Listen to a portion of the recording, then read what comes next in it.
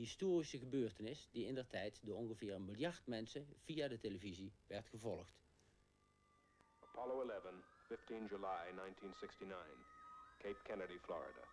The night before the great day.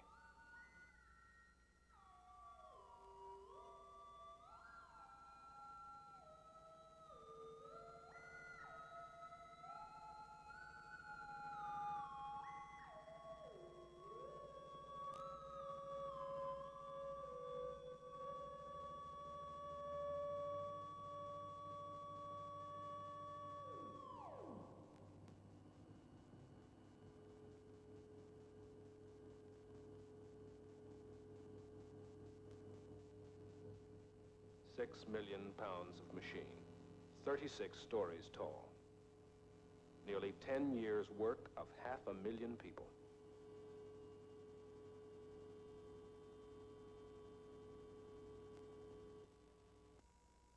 While the night of celebration was ending, the day began for the astronauts. Breakfast, medical examination, suiting up.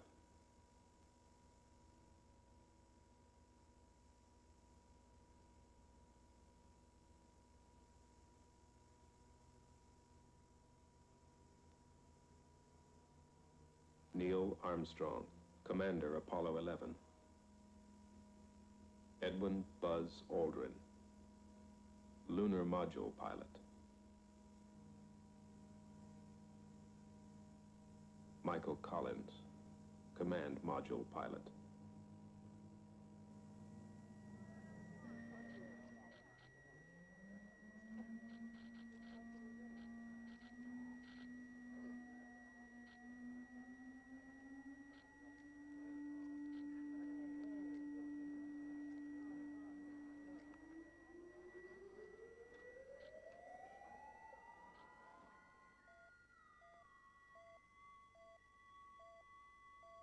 Propellant load pressure and temperature. Digital transmission worldwide tracking. Stabilization and guidance. Radio frequency telemetry and voice communications. Signal conditioner integration. Spacecraft electrical power. Flight control. S4B propulsion stage monitoring. S1C, S2 propulsion stage. Every important valve, gauge, and circuit was continually monitored at Launch Control Center throughout the 28-hour countdown. The vehicle starting to pressurize as far as the propellant tanks are concerned, and all is still go as we monitor our status for it. Firing command coming in now. We're on an automatic sequence as the master computer supervises hundreds of events occurring over these last few minutes. 2 minutes, 10 seconds, and counting. Oxidizer tanks in the second and third stages now have pressurized. T-minus 1 minute, 35 seconds. The third stage completely pressurized. T-minus 60 seconds and counting. We passed T-minus 60. 55 seconds and counting. Neil Armstrong reported back when he received the good wishes. Thank you very much. We know it will be a good flight. Good luck and Godspeed. 40 seconds away from the Apollo 11 liftoff. All the second stage tanks now pressurized. 35 seconds and counting. We are still go with Apollo 11. 30 seconds and counting. Astronauts report it feels good. T-minus 25 seconds. 20 seconds and counting. T-minus 15 seconds. Guidance is internal. 12, 11, 10, 9. Ignition sequence start. 6.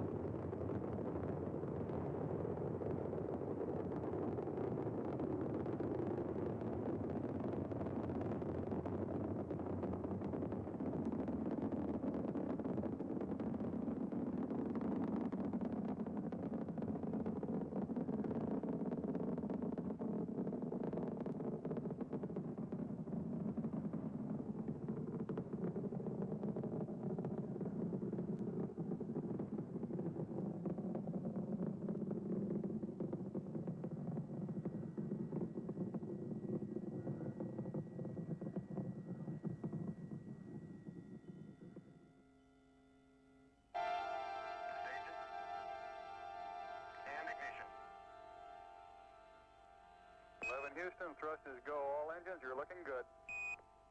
Hi, Roger. You're loud and clear. 2 minutes, 41 seconds. Time to throw Apollo 40 miles up into the sky, and then an empty shell to fall back into the sea.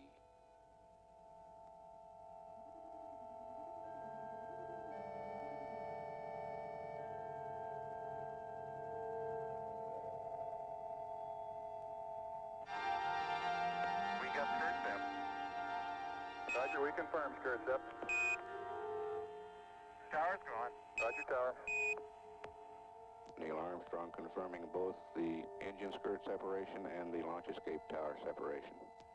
Yeah, Houston, Apollo 11 and Saturn gave us a magnificent ride. Roger, 11, we'll pass that on, and it certainly looks like you're well on your way now. The command service module separated and turned around to dock with Eagle, the lunar module. Hello, Apollo 11, Houston. We recommend you accept the now 49. Continue through your sequence of sightings, and then we'll analyze the data afterwards. Over. Okay.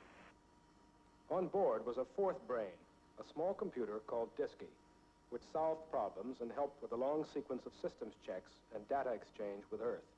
Houston, Apollo 11, star 40 has just disappeared now in the sextant. Could the trunnion angle 47 something be a little high? Stand by. Hello, Apollo 11, Houston. We'd like you to press on to star 44. Over. Yeah, Roger. How many more? They found their way across the sea of space, navigating by the same stars that guided Columbus to shores unknown. 11, Houston. We copied 2 good marks. Over. Okay. No up or down, no day or night. Only the slow creeping of the harsh sunlight through the windows as the spacecraft rotates to keep from getting too hot on one side, too cold on the other.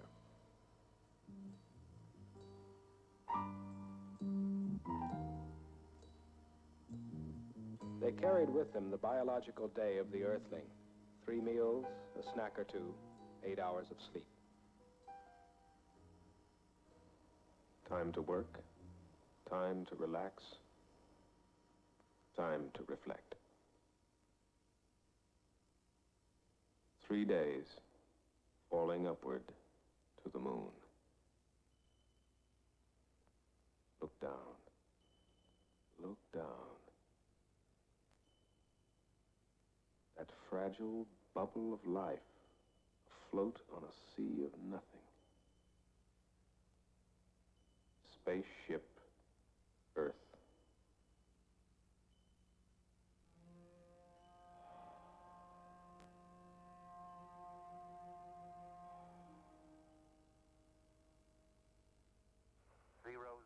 Zero, 9 or 8.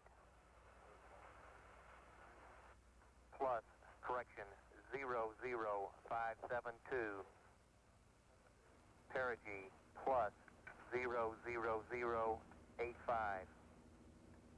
00764. 030.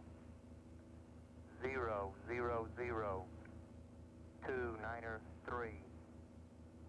Noun 86 minus 00759er.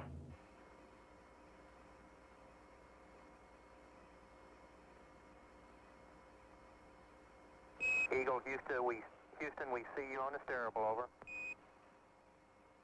Roger, Eagle, I'm done. Roger, how does it look? The Neil? Eagle has wings. Roger. The Eagle has wings. On its own now, but with Columbia near at hand, it coasted around to the backside of the moon, and there, while out of direct communication with the Earth, it fired its engine to slow its descent to a touchdown on the near side of the moon. Collins in Columbia continued in orbit, awaiting their return.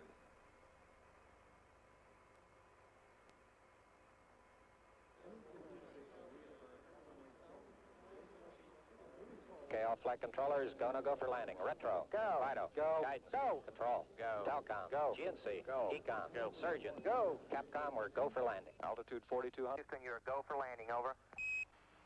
Roger, understand. Go for landing. 3,000 feet. You're looking great. How you doing, Control? We look good here, fine. Raj, how about you, Telcom? Go. Guidance, you happy? Go. Fido. Go. 2,000 feet. 2,000 feet. Into the ag, 47 degrees. Roger. 47 degrees. Still looking very good. Your go. Copy. Alarm. 1201. 1201. Roger, 1201 alarm. 1201 alarm. Same type, we're go, flight. Okay, we're go. We're go. Same type. We're go. Altitude 1600. Eagle looking great. Roger, 1202. We copy it. 35 degrees. 750. Coming down to 23. 540 feet and at 15. 1050 feet down at 4. Altitude, velocity, light. 3.5 down. 220 feet. 11 forward, coming down nicely. 200 feet. 4.5 down. 5.5 down. 100 feet. 3.5 down. 9 forward. Okay, 75 feet. Guys looking good. Down a half. 6 forward. 60 seconds. Lights on. Forward. Forward. 40 feet down, 2.5. Picking up some dust. Great shadow. 4 forward, drift into the right a little. 30 seconds. Forward, just. Contact light. Okay, engine stop. We copy you down, Eagle. Houston, Tranquility Base here. The Eagle has landed. En toen waren we op de maan. En we konden kijken naar de astronauten en hun maanlander Eagle. Maar in de minuten die daaraan vooraf gingen, was er heel wat afgezweet in het vluchtleidingscentrum in Houston. Daar moesten binnen luttele seconden ingrijpende beslissingen worden genomen, vooral toen de computer in de maanlander overbelast raakte. Wat er toen gebeurde achter de schermen, zien we nu voor het eerst op het scherm. Position 2, all flight controllers, 20 seconds to go for landing. Eagle, you're looking great. Okay, all flight controllers, go for landing. Retro. Go. Fido. Go. Guidance. Go. Control. Go. Telcom. Go. GNC. Go. Ecom. Go. Surgeon. Go. Capcom, we're go for landing. Eagle, Houston, you're go for landing, over. Roger, understand. Go for landing. 3,000 feet. Copy. Alarm. 1201. 1201. Roger, 1201 alarm. 1201 alarm, Same guys. type, we're go, flight. We're Okay, go. we're go. Same type, we're go. Flight side of right 2,000 on, real feet. good. Roger. 2,000 feet. Into the ag, 47 degrees. Roger. 47 degrees. How's our margin looking, Bob? It looks okay. We're Okay. about 4.5. Roger. Eagle looking great, you're go. Roger, 1202, we copy it. How you doing, 35 Control? degrees. We look good here, fine. Roger, how about you, 35 Telcom? degrees. Go. 750. Guidance, you happy? Go. Down Fido. 23. Go. 700 feet, 21 down. 33 degrees. 100 feet down at 19. 540 feet down at 30 and at 15. Attitude hold. Okay, at hold. 300 feet down, 3.5. 47 forward. Put up. On 1.5 down. Got the shadow out there. 50 down at 2.5. 19 forward. Okay, Bob, I'll be Altitude, standing by for your velocity, call light. out shortly. 3.5 down. 220 feet. 13 forward. 11 forward, coming down nicely. 200 feet. 4.5 down. 5.5 down. 160 feet. 6.5 down. 5.5 down. 9 forward. Low level. Low level. Good. 120 feet. 100 feet. 3.5 down. 9 forward. 5%. 185. Okay, 75 feet. Guys looking good. And Down a out to half. 60. Roger. 6 forward. 60. 60 seconds. 60 seconds. Lights on. 40 feet down. 2.5. Picking up some dust. 30 feet. 2.5 down. Great shadow. Stand 4 by for forward. 30. At 4 forward. Drift into the right a little. 30. 30 1.5. seconds. 30 seconds. Forward. Just contact light. Okay, engine stop. Tranquility Base here. The Eagle has landed.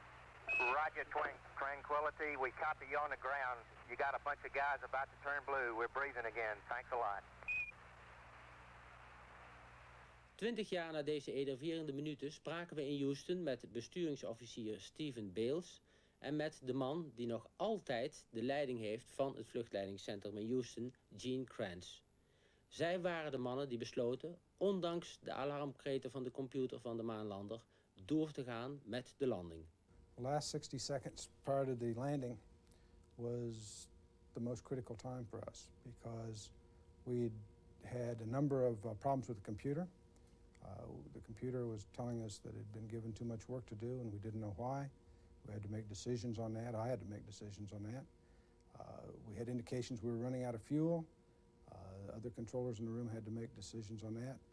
And all the time we were entering a region where the crew themselves were actually maneuvering the spaceship around in ways that we didn't quite understand. Later we found out that Neil Armstrong was actually avoiding boulders, that the automatic system was going to land him in boulders and he had to maneuver. So there were a number of things going on all at once in the control center. And I guess to the uneducated eye, it appears that these things are happening in split second.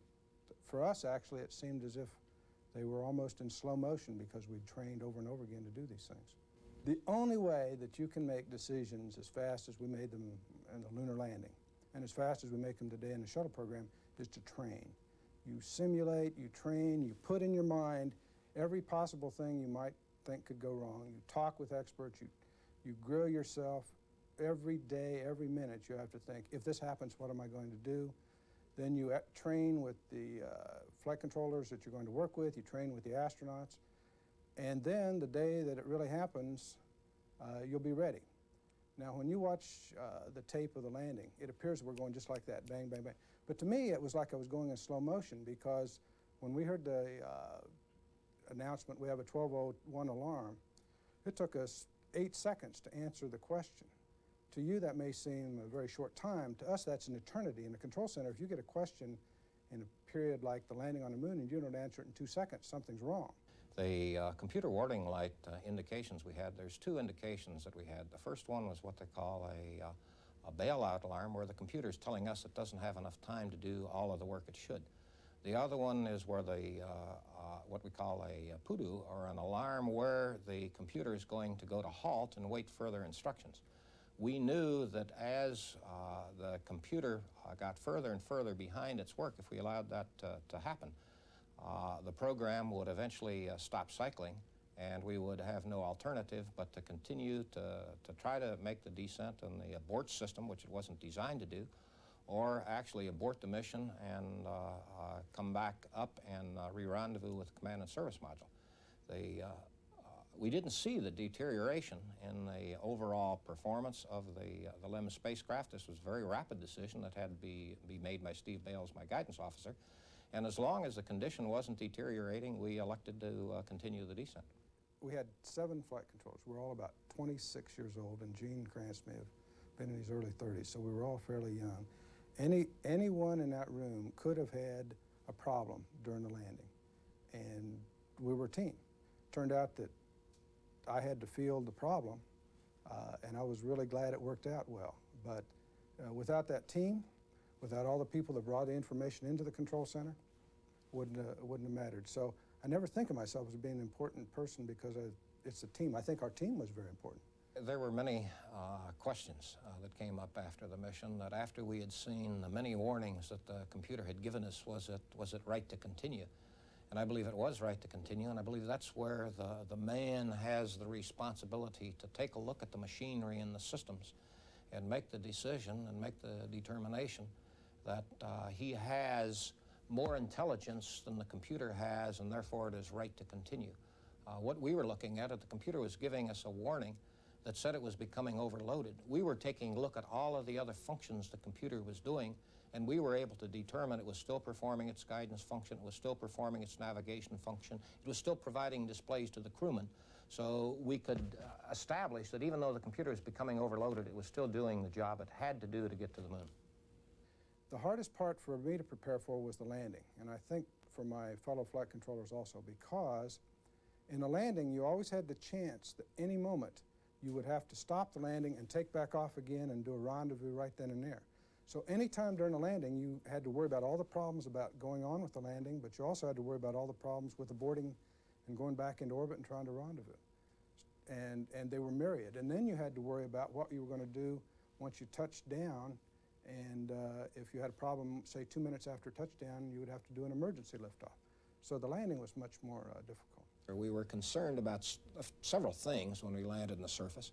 Was the surface so soft that the spacecraft may have been tipped to a point where it might be sinking like in sand and very gradually leaning over?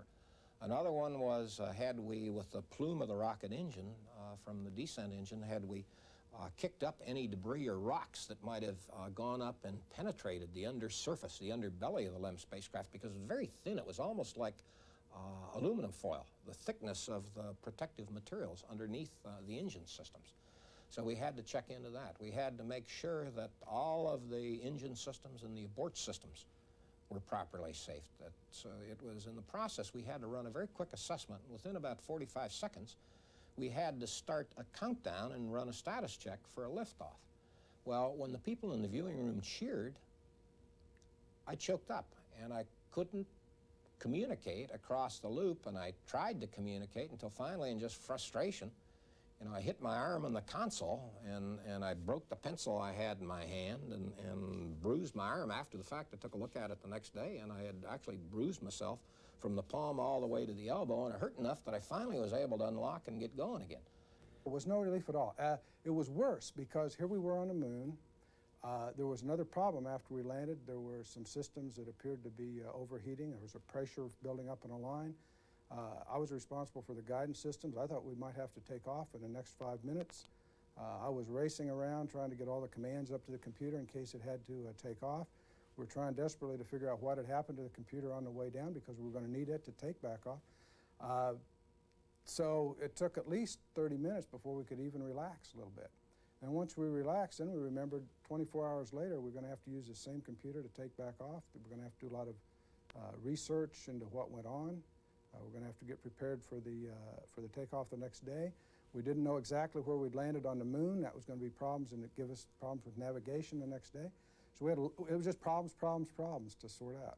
I think the landing on the moon, I think, was incredibly important. I think it was very important, and I think, as Neil described it, it was a major step for all mankind. I believe that that theme can be communicated in a variety of ways. It says whenever you got a tough job to do, if you will get the people to sign up for it, if you get your national will, if you will muster your resources, you can tackle and solve any problem that we have in this world.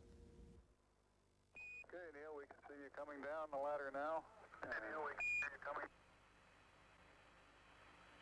Okay, I just checked getting back up to that first step. That isn't collapsed too far, but it's adequate to get back up. Roger, we copy. It's a pretty good little jump. I'm at the foot of the ladder. The LEM footbeds are only depressed in the surface about 1 or 2 inches, although the surface appears to be very, very fine-grained as you get close to it. It's almost like a powder. Ground mass is very fine. I'm going to step off the LEM now. That's one small step for man, one giant leap for mankind. Oh, that looks beautiful from here, Neil. It has a stark beauty all its own. It's like much of the high desert of the United States. It's different, but it's very pretty out here. Are you getting a TV picture now, Houston? Neil, yes, we are getting a TV picture. You're in our field of view now. Okay, ready for me to come out? All set. Okay, I'm on the top step. It's a very simple matter to hop down from one step to the next. You've got 3 more steps and then a long one. Okay, I'm going to leave that 1 foot up there and both hands down to about the 4th rung up. There you go. Okay, now I think I'll do the same. A little more. About another inch. There, you got it? That's a good step. Beautiful view. Isn't that something? Magnificent sight out here. Magnificent desolation. Tyler is very, very fine powder, isn't it? Isn't it fine? Hey, Neil, didn't I say we might see some purple rocks? Find the purple rocks? Yep. Very small, sparkly fragments. Buzz is erecting the solar wind experiment now. Every precious minute of their 2.5 hours on the surface was programmed. Rock and soil samples were to be collected, photographs taken, experiments set up to catch unfiltered particles from the sun, to record moonquakes, to measure precisely by laser beam reflection the exact distance between moon and Earth. Columbia, this is Houston, AOS, over. Houston, Columbia on the high gate, over. Roger, the EVA is progressing beautifully. They're setting up the flag now. I guess you're about the only person around that doesn't have TV coverage of the scene. That's all right, I don't mind a bit. They've got the flag up now, and you can see the stars and stripes. Alone, 45 miles above the moon's surface, Michael Collins completed an orbit every 2 hours. He listened to the progress of the moonwalk and awaited the moment when his companions on the surface would lift off to rendezvous with him. Tranquility Base, Houston. Guidance recommendation is pings, and you're cleared for takeoff.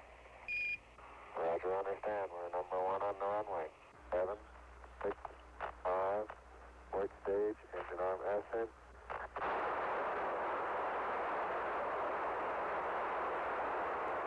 Beautiful. Very smooth. Very quiet ride. There's that one crater on there.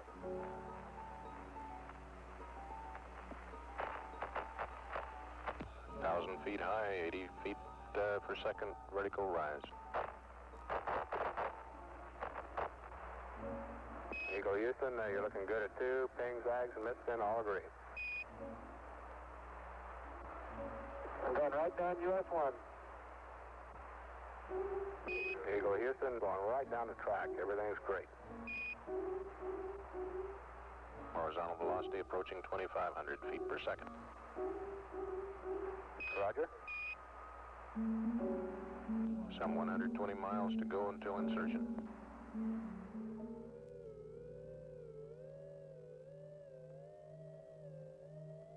Within this strange ship, 2 astronauts and a treasure.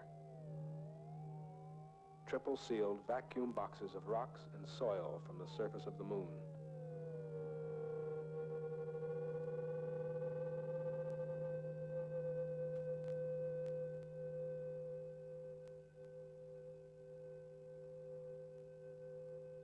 Locked within these rocks were secrets of the ages to be studied and deciphered by the scientists of Earth. The age of the moon, the age of the sun, how the moon was formed,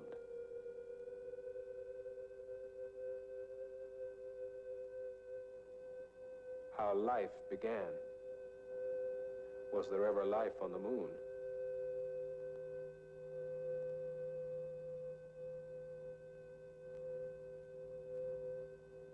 Was the moon once molten and volcanic, or has it always been cold and dead? Was it once part of the Earth? Or was it a wandering planet captured by the Earth eons ago?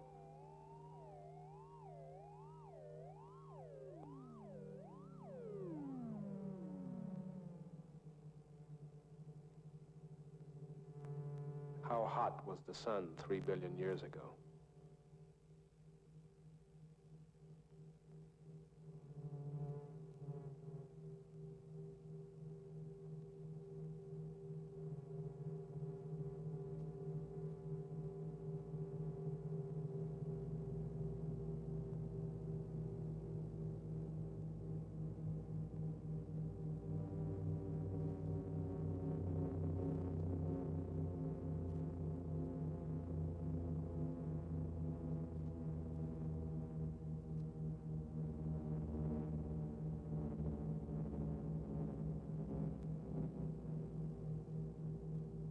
When Armstrong and Aldrin, with their precious load of moon rocks, had transferred to Columbia, the faithful Eagle, its task completed, could be cut adrift.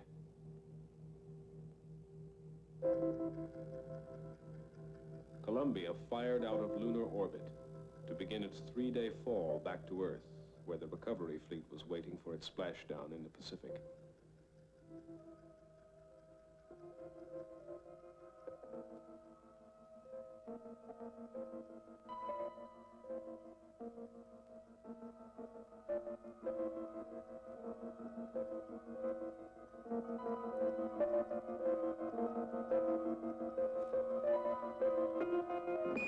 Apollo 11, Houston, with a little recovery force information, over.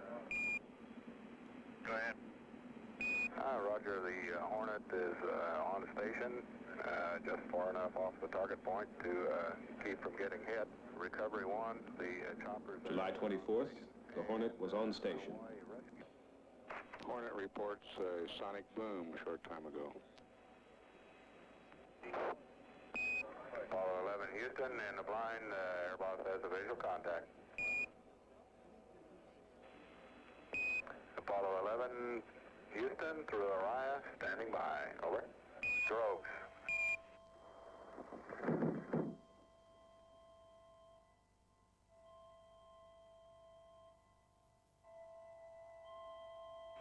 Apollo 11, this is Hornet, over. Apollo Hornet, this is Apollo 11, reading your live course, our position 1330.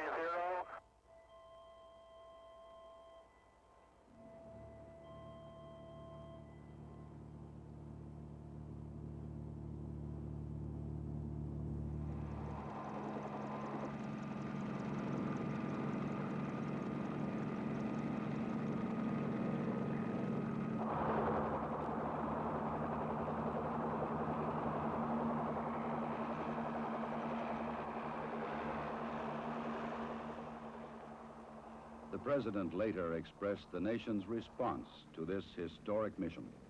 Some way, when those two Americans stepped on the moon, the people of this world were brought closer together. That it is that spirit, the spirit of Apollo, that America can now help to bring to our relations with other nations.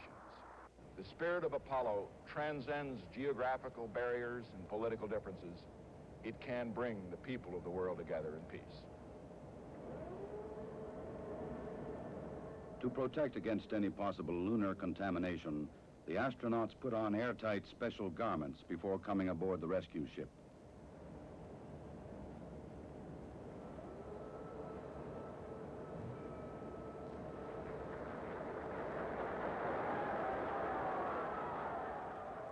They transferred directly from the helicopter to a mobile quarantine van, in which they would be flown back to the Manned Spacecraft Center in Houston, Texas.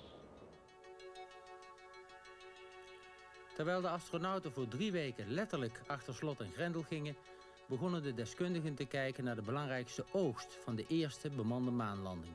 Een kleine 30 kilo maanstenen. Natuurlijk hadden de astronauten geen paarse stenen of kant-en-klare diamanten op de maan gevonden. En zelfs waren de meeste stenen niet eens zo heel verschillend van aards stollingsgesteente. Maar de verschillen die er waren, bleken interessant genoeg. Ze wierpen een duidelijk licht op de zeer verschillende levensloop van aarde en maan. Geleerden van over de hele wereld buigen zich nog steeds over het Apollo-materiaal dat tijdens 6 bemande landingen naar de aarde werd gebracht. After 20 years of looking at lunar samples, I would say we still have quite a bit to do. We are still looking at lunar samples. There are still lunar samples we haven't looked at yet. Why? The main reason for that, we have samples that were collected by driving tubes into the surface of the moon, and it takes an extremely long time to open one of these samples. You know, they came in tubes that were about 18 inches long. They're about 2.5 inches in diameter. When you open one of these, you have to take every grain out, one by one. Photograph it, record it. It takes about 6 months just to open and take the samples out of one of these tubes. Well, we had 30 some odd tubes to open. That's 15 years of just opening tubes. And so we've done, I'm not sure exact number, over half. Probably 2/3 of those have been opened. We have stored some of our rocks in San Antonio in a pristine nature because at some time in the future we know we're going to develop new instruments, new ways of looking at samples, so that we don't want to be in the situation of having degraded the samples such that when we do these analyses we can't look at a pristine sample. So while we photograph some of these early samples, we put them away in containers so that they would have no further degradation. There would be nothing else we would do to them, so that when sometime in the future, if we do develop these new instruments, we want to be able to look at samples that have been degraded in a minimum manner. I would say probably the most important thing we learned from the moon would be the recording of the early history of our solar system. On Earth, the erosion processes, the weathering processes that take place on the Earth has changed the face of the Earth considerably from the very earliest formational times. We've had mountain building episodes, erosion of mountains into the sea. On the moon, none of this took place. The first billion years of our solar system is still very well recorded on the lunar surface, and that's what we were able to see into much more so than we can on Earth. Almost all of the rocks on the moon are older than any rocks we have on Earth. So I guess one of the major contributions is that the moon is still very, recorded the very early history and it has not changed much since. Onlangs kwamen Armstrong, Aldrin en Collins weer bijeen voor een persconferentie. Waarom, zo werd gevraagd, verloor het publiek zo snel zijn belangstelling voor wat eens het grootste avontuur van de mensheid is genoemd? Well, it's human nature to adapt very quickly to new situations. We sort of are amazed by, enthralled by, then bored by, and eventually forget some new things, usually within one revolution of the Earth around the sun. That's the way humans are. So it's a great surprise to me that so many people remember something that happened 20 years ago. Since one of the main purposes of the Apollo program as a whole was to gather moon rock, and during the course of the 6 landings, 850 pounds, some 7,500 weights was gathered, and I gather that in excess of 90% of that still lies untouched in a vault in Texas. Would you like to comment, Mr. Armstrong? It may be that we don't have the opportunity to return to the moon in the next decade or two for whatever reasons. And during that time period, new analytical techniques and experimental devices will be invented which will allow far more understanding of those samples than we have available to us with our current equipment and techniques. So the fact that we're saving large amounts of that rock for future use, I think, is perceptive and wise. Edwin Aldrin liet zijn gedachten nog eens even teruggaan naar de maanwandeling, die door misschien wel 1 miljard mensen werd gevolgd. A brief realization that went through my mind without crystallizing itself into words at the time when we were on the surface, shortly after both of us were out on the surface, of how unique, how ironic it is that 2 people are so far away from home, and yet at the same time more people are paying attention to what it is we're doing. That's generally not the case. The further away from home you get, the less people care about what you're doing. Waarom gingen we eigenlijk naar de maan? Die voor de hand liggende vraag kwam uiteraard ook dit keer weer aan de orde. People have always gone where they've been able to go. Some people have. Some tribes have been happy to stay in the rainforest, but if you go back to the littoral nations of Western Europe, they've always had an obsession to go out to the far corners of the globe, and it's just inherent in us. And I think particularly in this country, we're a nation of explorers. I mean, we started on the East Coast, we went to the West Coast, and then vertically. I mean, starting with the Wright brothers, Yeager through the sound barrier, Armstrong and Aldrin on the moon. It's in our tradition, it's in our culture. It's a fundamental thing to want to go, to touch, to see, to smell, to learn. And that, I think, will continue in the future. En tenslotte werd de 3 astronauten gevraagd welk deel van hun historische vlucht ze het liefst nog eens opnieuw zouden willen beleven. I guess I would pick a moment when I was looking out the window and looking at a full Earth from a long distance. I'm most aware of my observational limitations to see exactly what's happening in rapid pace events, and I'd like to replay again by being there the last 20 seconds, 10 seconds before touchdown and 10 seconds after. I'd just like to run through that again. I remember most vividly the picture of the lunar horizon and the LEM ascent stage in the foreground with these two guys in it, and then the Earth popping up at that instant. So you have all three lined up. You got 3 billion people over there, 2 people here, and that's it. The touchdown itself, from my point of view, was a real high in terms of elation. Not so much for the instant, but because it marked the achievement that 1/3 people had been working for a decade to accomplish. And it was a feeling of we, 1/3 people, managed it. 5 jaar voor de maanlanding was Europa heel bescheiden begonnen met ruimtevaart. Eerst werden er kleine Europese kunstmanen gelanceerd met Amerikaanse raketten, maar al spoedig leerde Europa, en dat is dan de Europese ruimtevaartorganisatie ESA, op eigen benen te staan. Europa heeft nu niet alleen eigen draagraketten en eigen kunstmanen, maar zelfs eigen astronauten. Een impressie van een kwart eeuw Europa in de ruimte.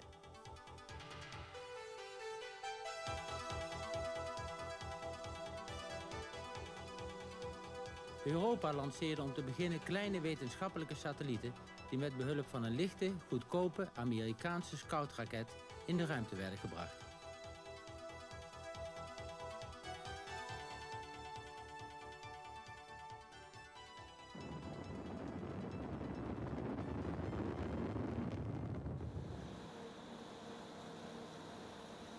De eerste pogingen van Europa om een eigen draagraket te ontwikkelen en in Australië te lanceren liepen op het eind van de jaren 60 op een mislukking uit. De eerste trap deed het meestal wel, maar onvolkomenheden in de tweede en derde trap en gebrek aan coördinatie tussen de betrokken industrieën in verschillende landen leidden tot het beëindigen van dit project.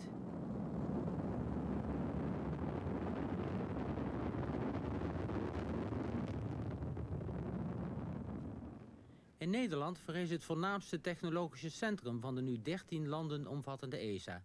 Hier, bij ESTEC in Noordwijk, worden kunstmanen en andere ruimtevoertuigen ontworpen die vervolgens door de Europese industrie worden gebouwd om daarna weer bij ESTEC te worden getest.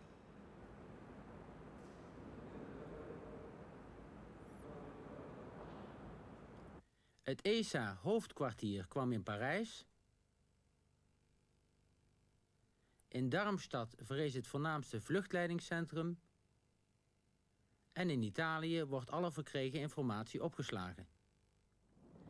Na lichte wetenschappelijke satellieten bouwde Europa volwaardige verbindingskunstmanen zoals de OTS en de ECS, die om te beginnen ook nog door Amerikaanse raketten werden gelanceerd.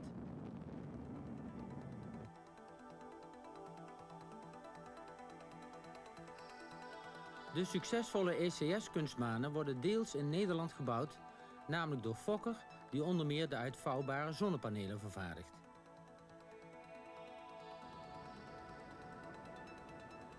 De nieuwste in de reeks is de grote televisiesatelliet Olympus, die directe uitzendingen naar particuliere satellietontvangers kan verzorgen. En de beelden van de Europese Meteosat weerkunstmanen zien we tegenwoordig elke dag in het NOS-journaal. Elk half uur leveren deze kunstmanen ons een nieuw beeld van de weersituatie.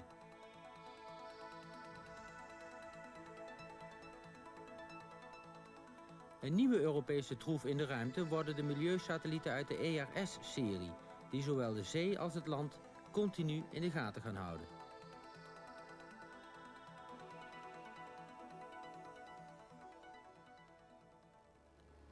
Intussen bouwde Europa een succesvolle serie eigen draagraketten die de naam Ariane dragen.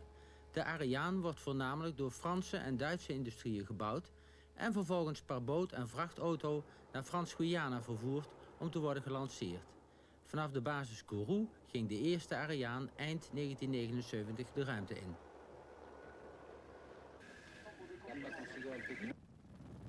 De huidige Ariane 4 kan liefst in één keer 4 ton in een baan om de aarde brengen. Er kunnen tegelijk 1, 2 of zelfs 3 satellieten mee.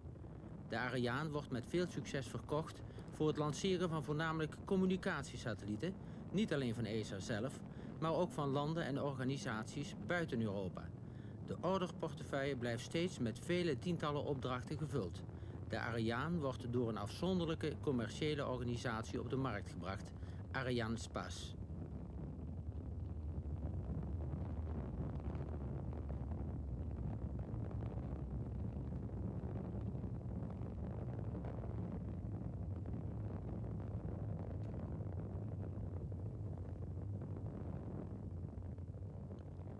Hier zien we het moment waarop de opduwraketten die voor extra stuwkracht zorgen, worden afgestoten.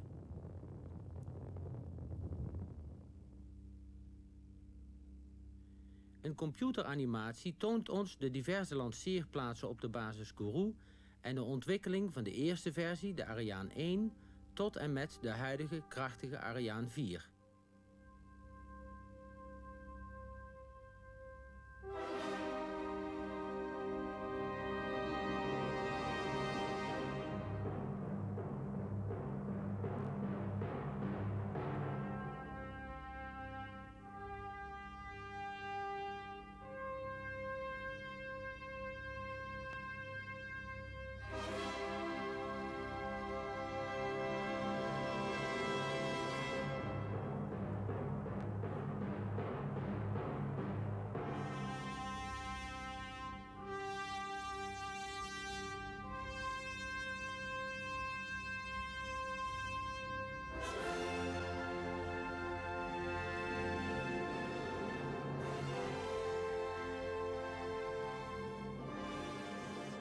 Toekomstmuziek is nog de Ariane 5, die niet alleen zware satellieten en delen van het toekomstig ruimtestation naar een baan om de aarde zal brengen, maar ook Europa's eigen ruimtevliegtuigje, de Hermes.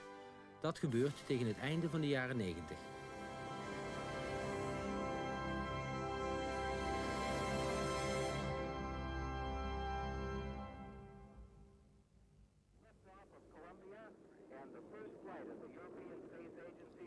Twee keer al stuurde Europa eigen Europese astronauten omhoog, met behulp van de Amerikaanse shuttle. Die werkten aan boord van de Space Shuttle in Space Lab, een in Europa gebouwd ruimtelaboratorium dat tijdens de vlucht in het laadruim van de shuttle blijft.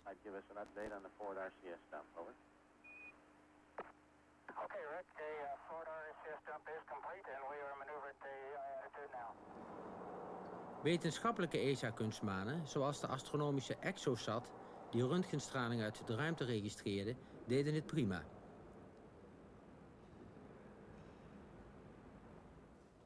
Maar het grootste Europese succes in het onbemande ruimteonderzoek vormde Giotto, die de beroemde komeet van Halley onderzocht.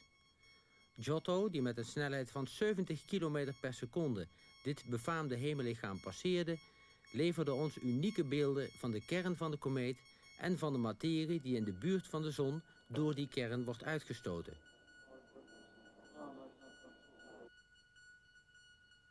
Zoals uit deze beelden kon worden afgeleid, is die kern 15 kilometer lang en 8 kilometer dik.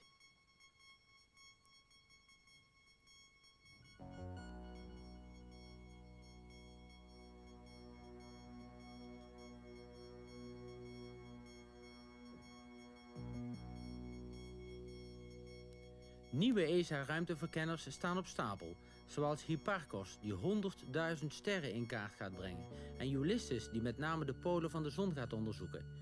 ESA werkt verder met NASA samen aan de Hubble Space Telescoop, de eerste grote sterrenwacht in de ruimte.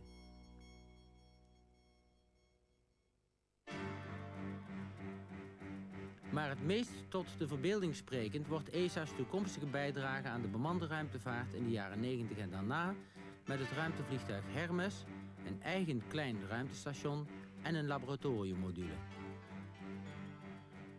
De Hermes gaat de verbinding verzorgen met ruimtestations in een baan om de aarde.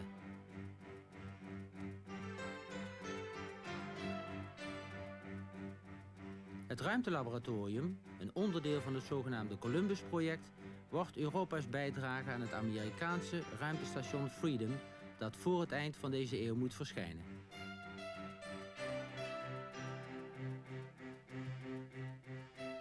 Dankzij deze ontwikkelingen zal de nu 25-jarige ESA een volwassen en zelfstandige bijdrage kunnen blijven leveren aan zowel de bemande als de onbemande ruimtevaart van de toekomst.